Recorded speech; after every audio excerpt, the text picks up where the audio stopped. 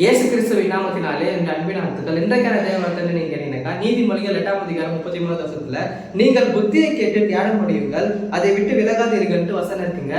Solomon ராஜா போய் கர்த்தர்கிட்ட கேட்கிறாரு, எனக்கு வெள்ளியை கொடுங்க, எனக்கு பொண்ணு கொடுங்கன்னு அவர் கேட்கலங்க. அவர் நல்ல ஞானத்தை கொடுங்கன்னு தான் கேட்கிறாரு. எதுக்குனாக்கா அந்த ராஜ்யத்தை நல்லபடியா நடத்தணும்னு தான். அதே போலதான் கர்த்தர் ஞானத்தை தராரு. அப்படி கொடுத்த உடனே சாலமோன் ராஜா எப்பேற்பட்ட ஒரு நல்ல ஆட்சியை செய்தார்ட்டு உங்க எல்லாருக்குமே தெரியும். இதே போலதான் கர்த்தர் உங்களுக்கு நல்ல ஞானத்தையோ நல்ல தெளிவையோ எல்லாத்தையும் கொடுக்க போறாரு. அப்படி கொடுக்கறதுனால உங்களுடைய வாழ்க்கையில இருக்கிற கடன் பிரச்சனைகள், வேலை பிரச்சனைகள், நீங்க எதுலெல்லாம் கஷ்டப்பட்டு இருக்கீங்களோ எல்லாமே இன்னைக்கு போகுதுங்க. கர்த்தரோட பிள்ளைகளுக்கு தாங்க இந்த வார்த்தை வருது. ஏன்னா கர்த்தர் தான் சொல்றாரு, இந்த பிரச்சனையில இருந்து நான் எப்படி மீண்டு வர போறேன் அப்படின்னு யோசிச்சிருக்கீங்க தானே. கர்த்தருக்கு பயப்படுதல ஞானத்தின் ஆரம்பம் பைபிள் சொல்லுங்க. நீங்க கர்த்தருக்கு பயந்தீங்கன்னாக்கா ஆட்டோமேட்டிக்கா உங்களுக்கு எல்லாம் புத்தி வராங்க, ஞானமும் வந்துட போகுது. நீங்க கடன் பிரச்சனை இருந்து நீங்க மீண்டு வர போறீங்க, நீங்க வேலை பிரச்சனை இருந்து நீங்க மீண்டு வர போறீங்க. உங்க குடும்பத்தை நீங்க நல்லபடியா பாதுகாக்கலாம். கர்த்தர் உங்க கூட தான் இருக்கிறாரு. கர்த்தர் உங்களை மென்மேல் ஆசீர்வதிக்குவாங்க. டைம் சமாச்சாரம் ஆச்சு. God bless you.